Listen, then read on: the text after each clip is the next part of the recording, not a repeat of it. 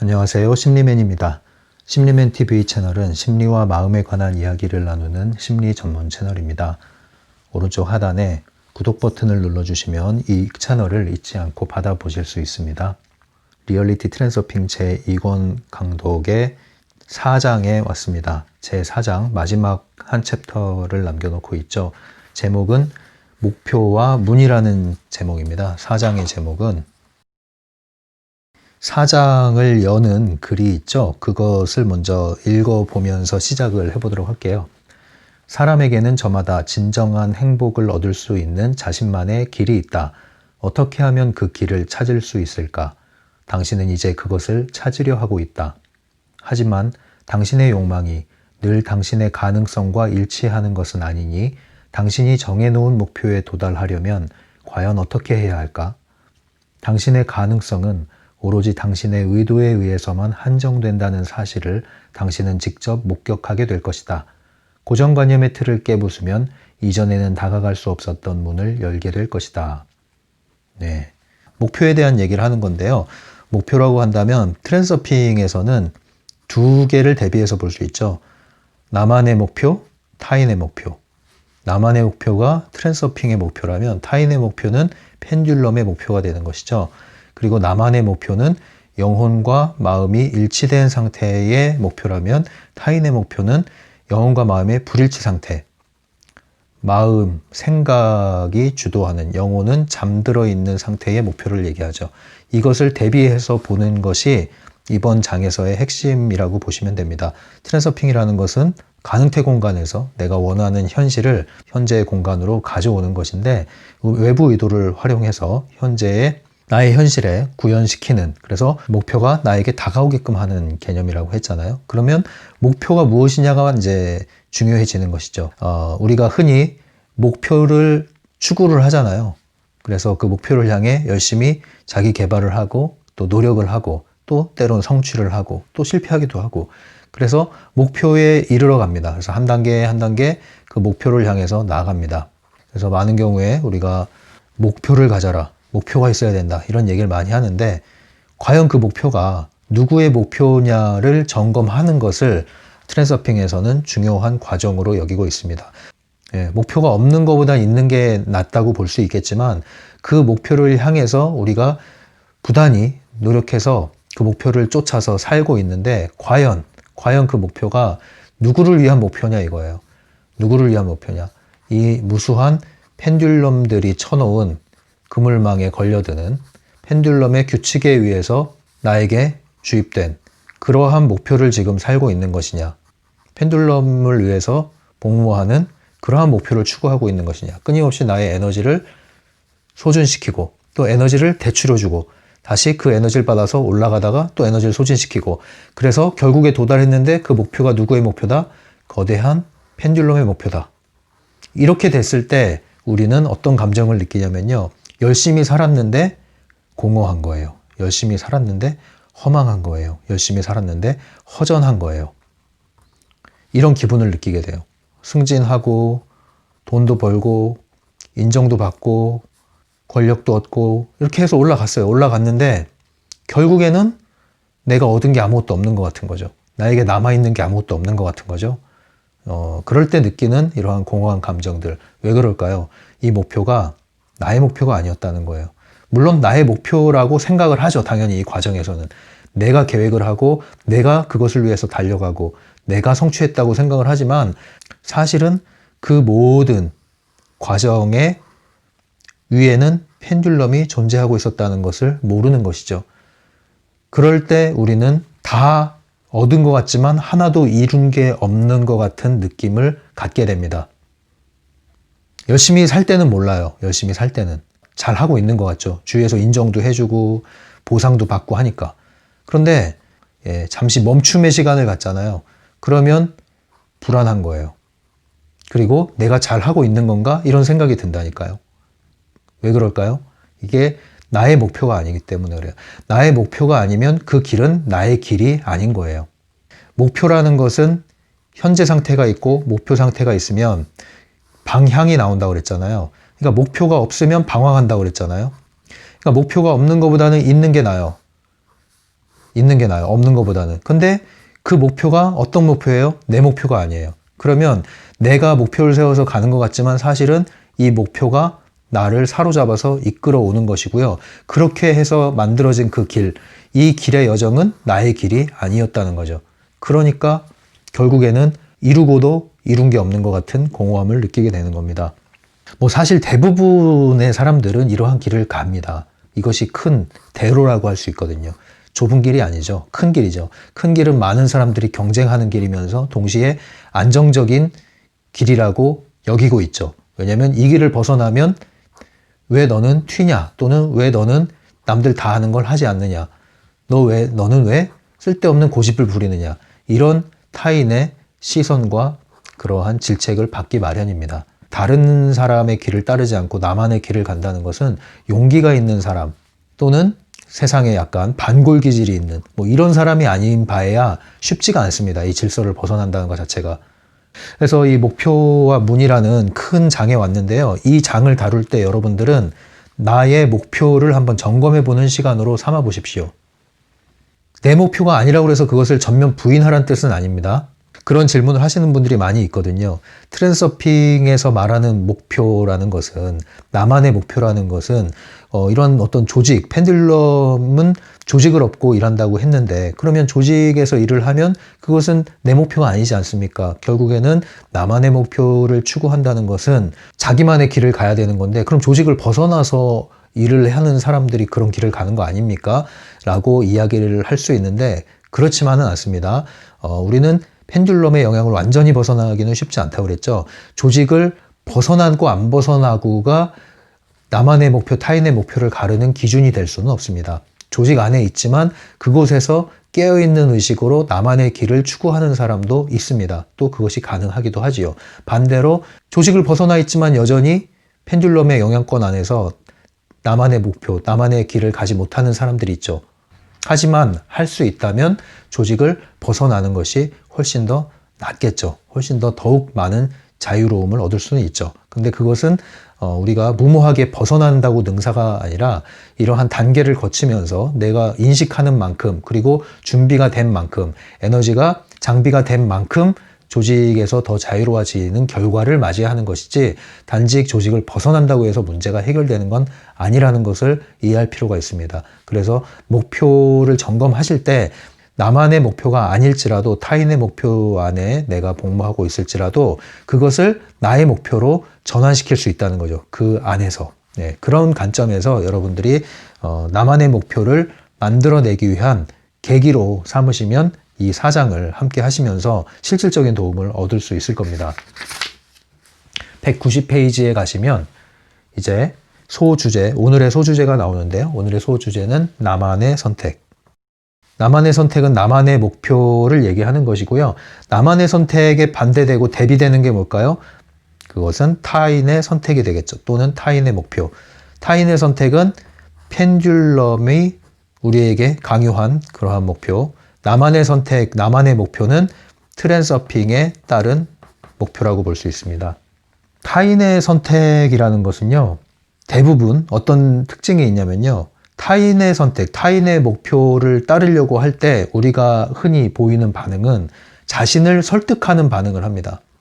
그러니까 내가 기꺼이 원해서 간다기보다는 가야 한다, 해야 된다, 이러한 당위성에 의해서, 의무감에 의해서 자신을 마음은 내키지 않지만 그 마음을 달래고 마음을 추스르기 위해서 동기부여를 하기 위해서 자신을 설득하는 노력을 기울이게 됩니다. 이 타인의 선택, 타인의 목표를 따르게 될 때의 특징입니다.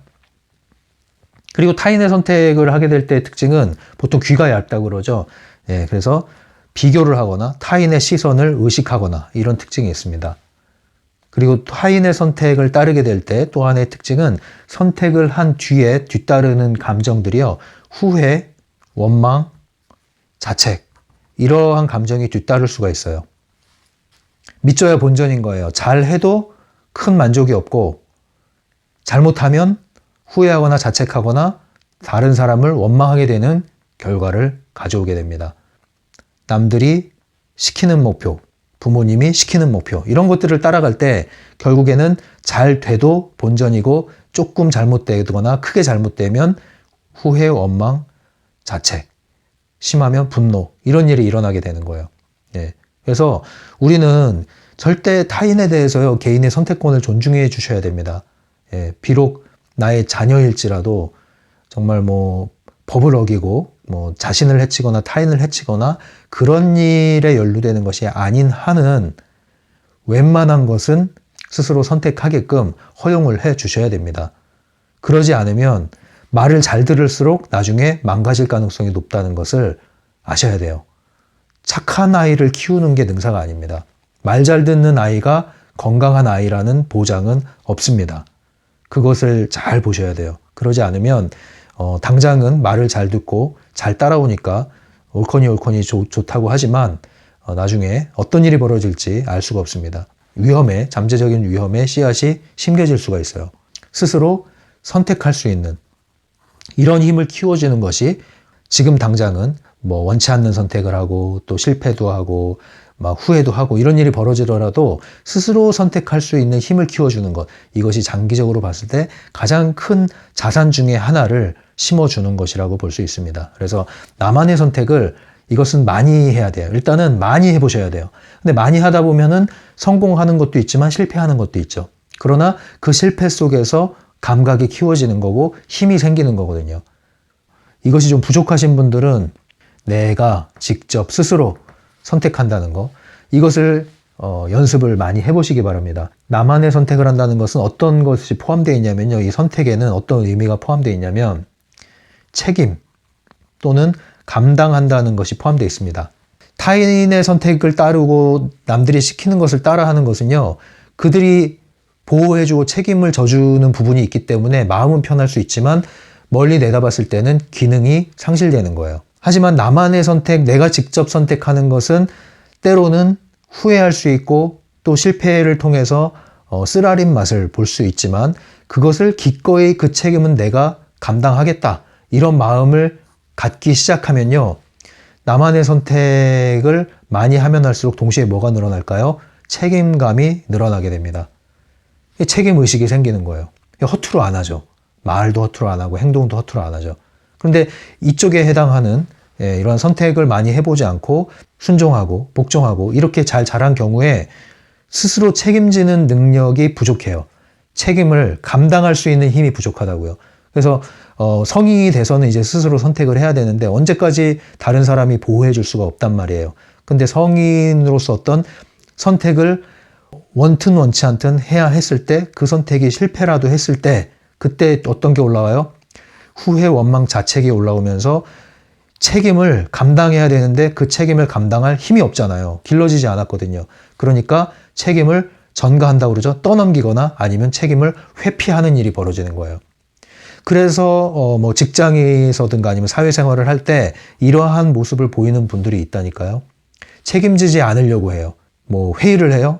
열심히 참여하고 뭐 여러 가지 아이디어를 내는데 결국 실행하는 면에 있어서는 자신이 쏙 빠지는 거예요. 그러니까 마치 자기는 빼놓고 얘기하듯이 얘기를 하는 거죠. 온갖 얘기를 다 해놓고 자기는 쏙 빠지는 거예요. 불리한 거는. 아주 얌체 같죠? 조금만 힘든 거 있으면 책임지지 않으려고 그러고, 본인이 책임질 일 있으면 도망가고 회피하고 다른 사람한테 넘기고, 이거는 정말 잘못된 태도입니다.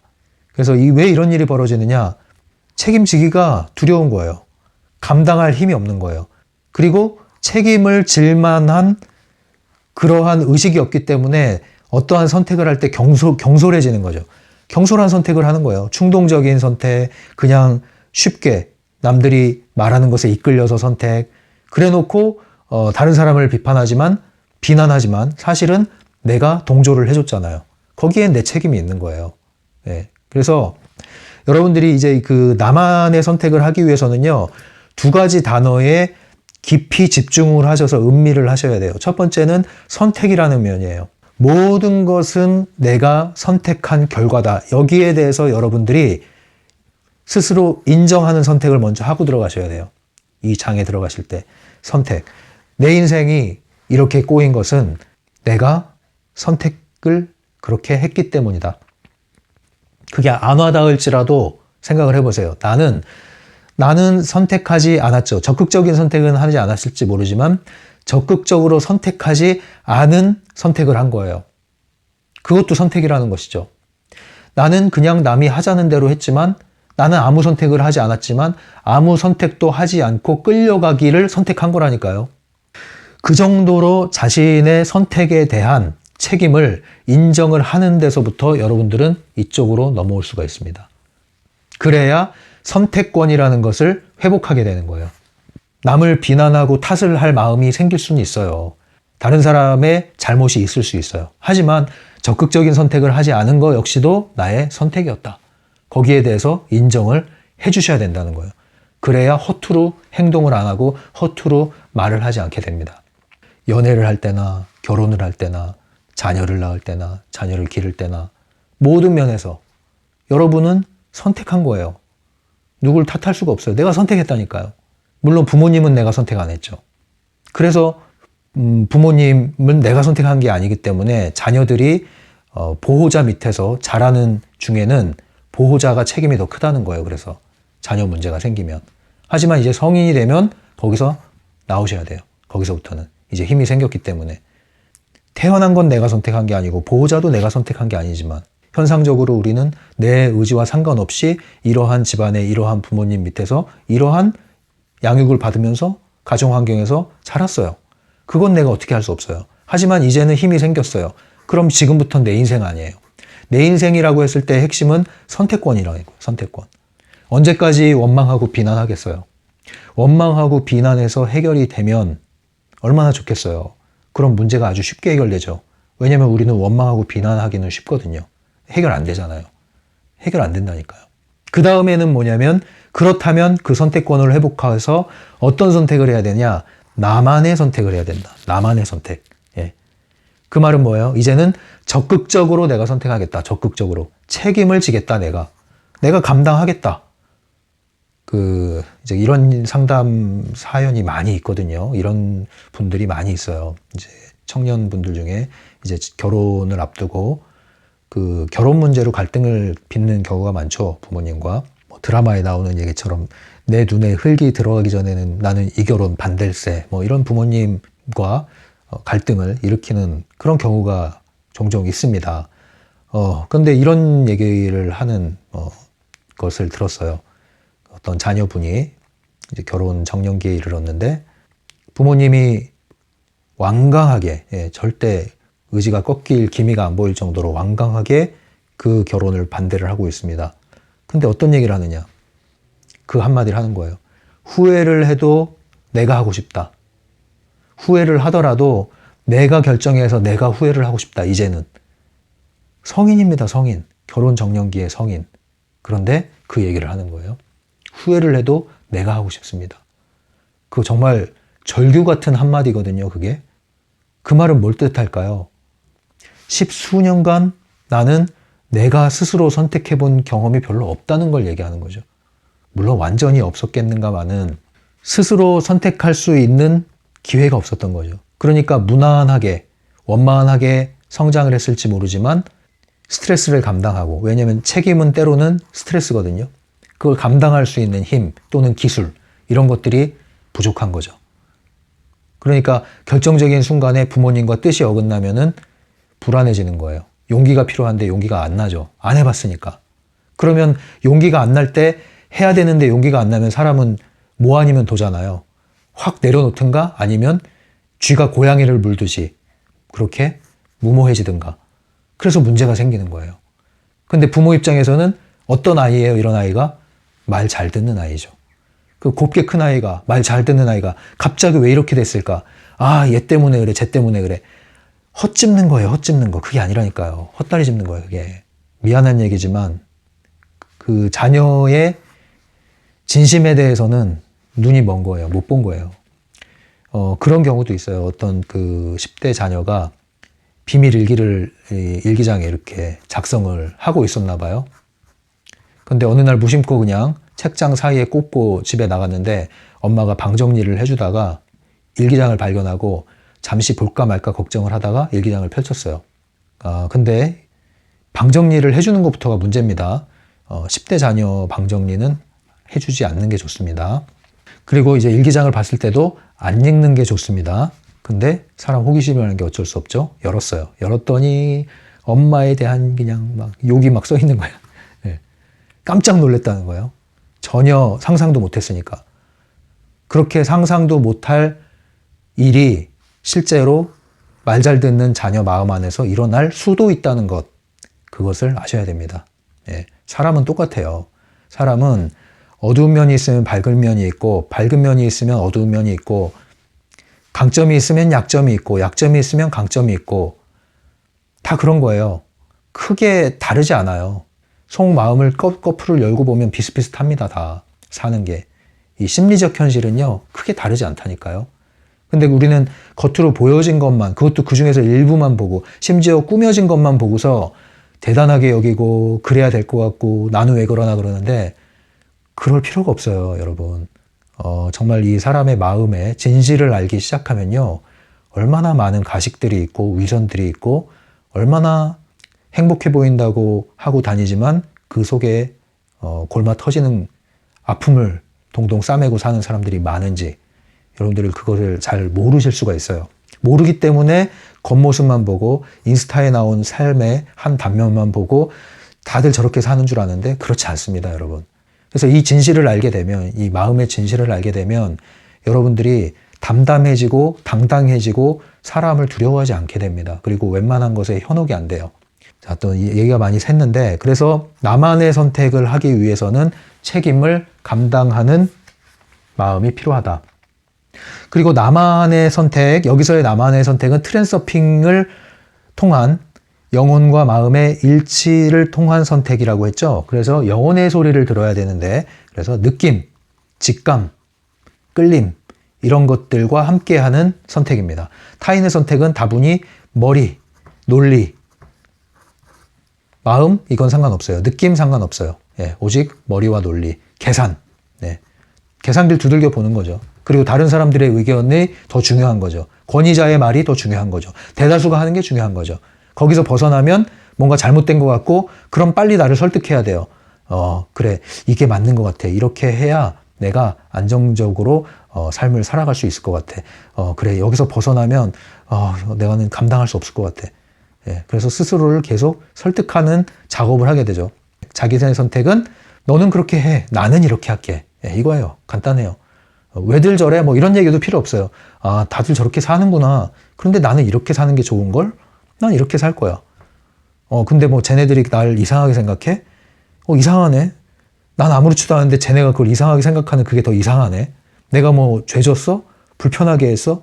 내가 뭐 사회에 무리를 일으켰어? 응? 근데 왜 쟤네들은 그걸 이상하게 생각하는지 모르겠네? 그게 더 이상한데? 이렇게 가는 거예요, 그냥 자기 길을. 이런 사람들이 많지는 않죠. 근데 이것을 이제 그 영혼의 이끌림, 트랜서핑에 따라서 하는 게 아니라 용기를 내서 하는 경우에 그거를 이제 반골기질을 가진 사람들, 예? 반항한다 또는 튄다 뭐 이런 식으로 나타나는 거죠. 그런 사람들은.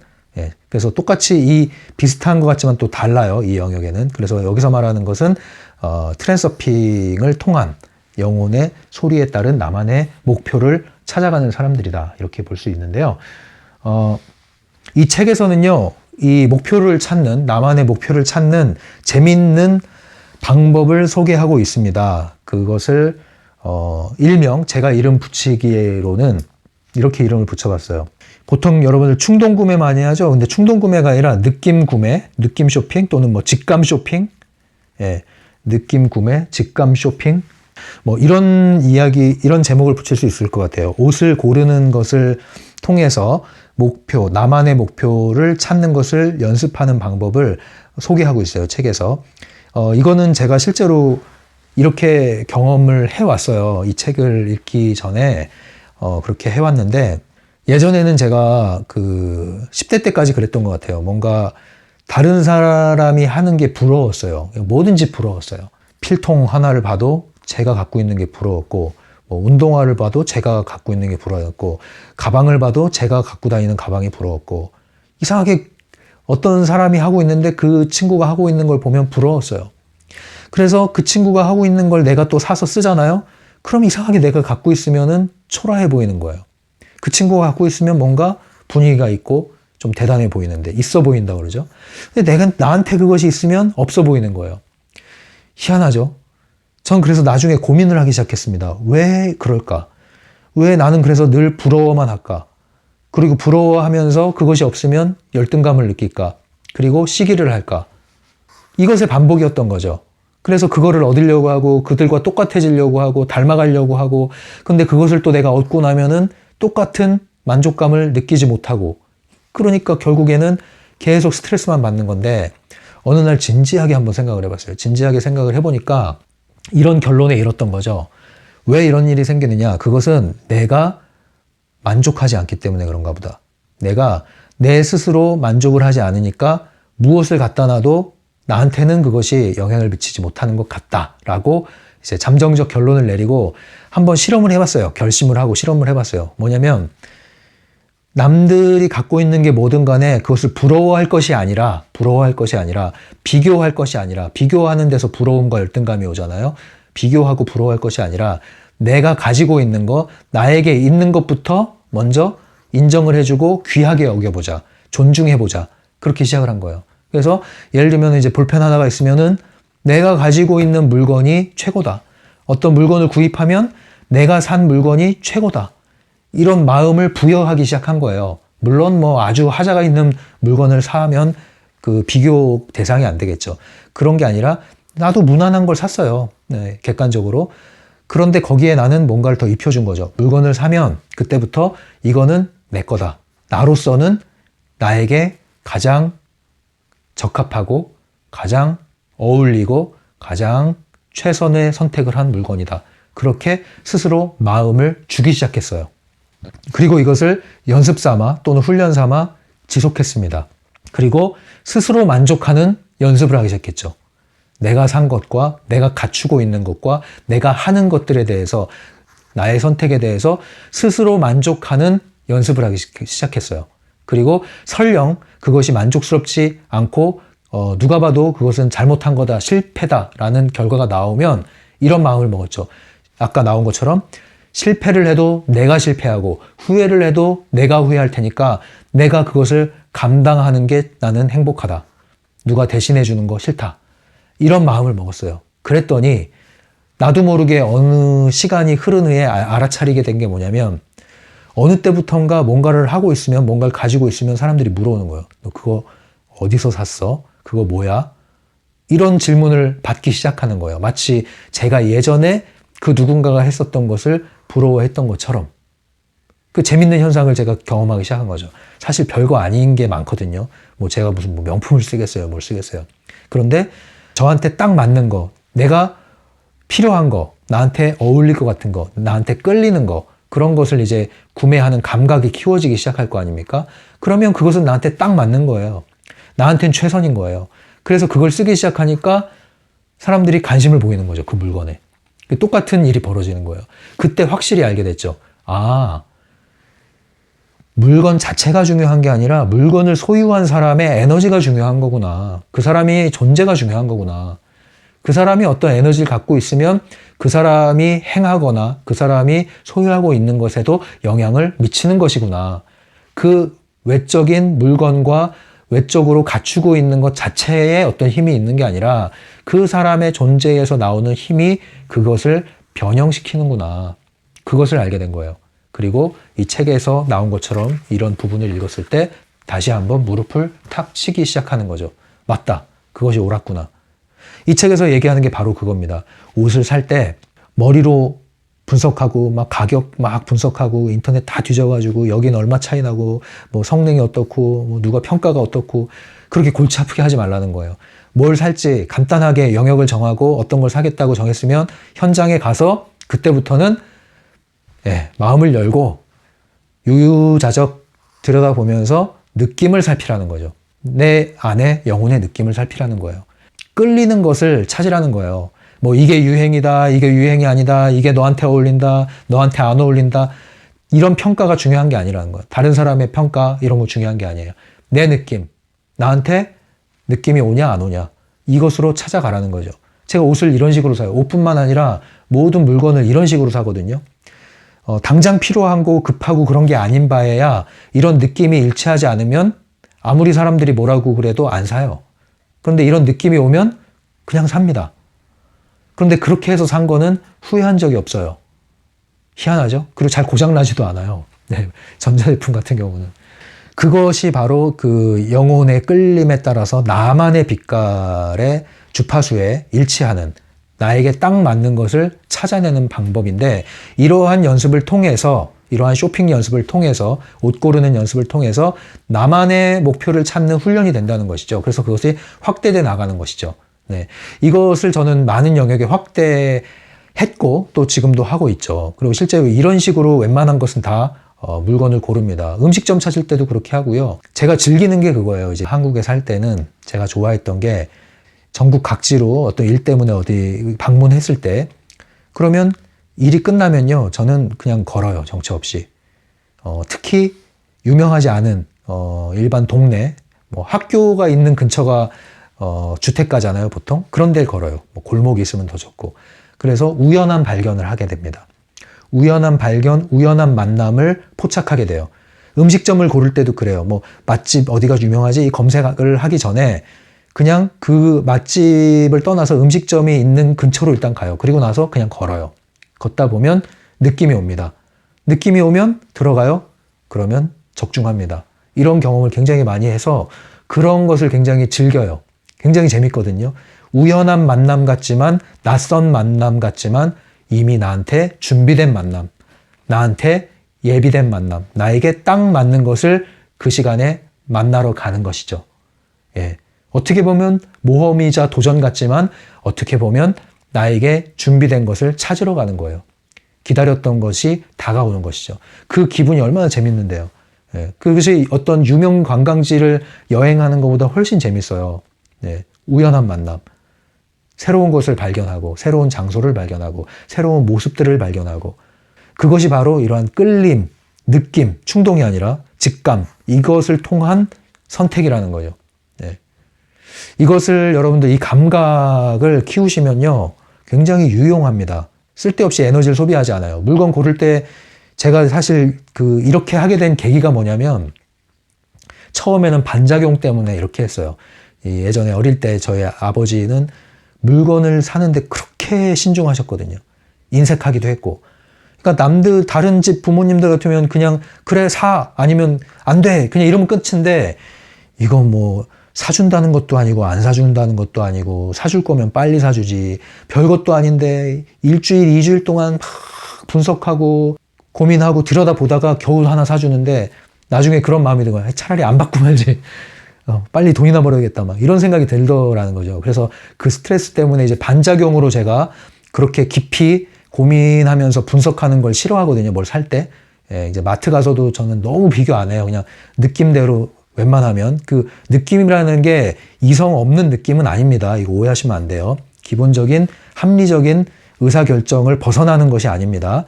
그것을 기반으로 해서 느낌 중심으로 가는 건데, 그렇게 사는 게 훨씬 저한테는 적중을 많이 하더라는 거죠. 고심 끝에 고른 것이 실패한 경우가 많은 반면에 느낌에 따라 구매를 했을 때 성공한 확률이 높더라는 거예요.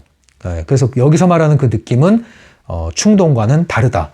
합리적인 의사결정을 벗어난 느낌이 아니다. 그걸 기반으로 동시에 그것과 함께 가는 것이다. 이것을 보충으로 말씀드리겠습니다. 이런 얘기를 한 거예요, 이 책에서. 그래서 그렇게 옷 고르기 얘기를 하면서 그러한 방식으로 여러분들은 선택을 할 때, 그 감각을 통해서 선택을 할 때 나만의 목표를 찾을 수가 있다. 나만의 선택이 무엇인가에 대한 감각을 키울 수 있다. 이 얘기를 하고 있는 것입니다. 오늘 이제 제 얘기를 하다가 시간이 많이 갔나요? 이 다음 편에서 책을 읽으면서 보충을 한 번 더 해드리도록 할게요. 이 트랜서핑은요, 이 감각을 키우는 연습이 필요해요. 감각이라는 거는요, 직접 경험을 해야 돼요. 경험은 몸으로 하는 거예요. 몸은 발로 하는 거예요. 손, 발, 눈. 그죠? 내 손과 발과 눈이 책상 앞에만 있으면은 경험할 수가 없어요. 그 실제가 아니에요, 그거는.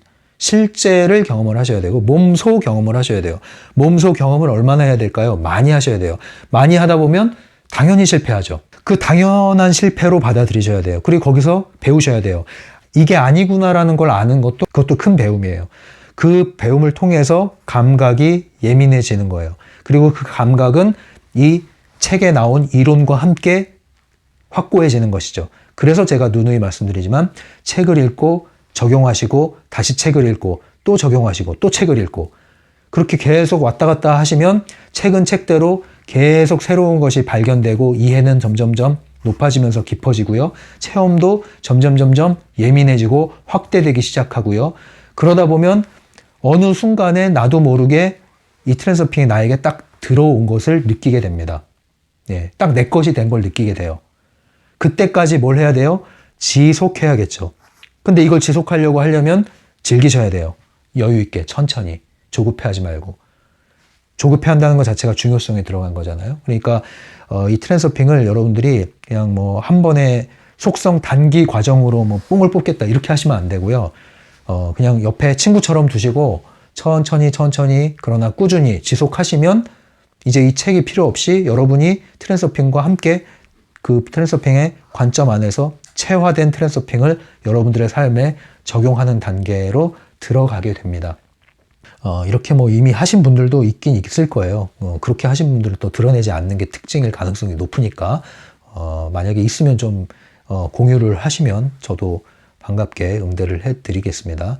하지만 대부분의 분들이 아직은 그런 단계로 이르지 않을 가능성이 높을 거예요. 아무래도 높을 건데 그래도 뭐 지금이라도 트랜서핑을 다시 책을 열고 공부하시는 분들이 있다는 얘기를 왕왕 듣거든요. 그런 분들에게는 이 영상이 또 도움이 되실 겁니다. 그래서 영상의 도움을 받으시면서 부족한 것을 또 여러분들 질문을 통해서 보충을 하시고 하셔서 여러분들의 실제 생활, 여러분들의 지금 발 딛고 있는 지금 그곳에서 여러분들이 변화를 조금씩 일구어 나가시기 바랍니다. 우리가 뭐 다 잘 살고 즐겁고 행복하자고 하는 것이지 뭐 서로 마음 상하자고 이런 거 하는 거 아니잖아요. 그러니까 즐거운 마음으로 스트레스 받지 말고 즐겁게 기분 좋게 매일매일 신선하고 새로운 느낌으로 맞이할 수 있도록 이 트랜서핑과 그리고 심리면 TV와 함께 여러분들 쭉 함께 가시면 즐거운 시간이 될 것 같아요. 이 영상이 도움이 된다고 느껴지시는 분들은 오른쪽 하단에 구독 버튼을 눌러주시면 잊지 않고 받아보실 수 있습니다. 지금까지 심리맨이었어요.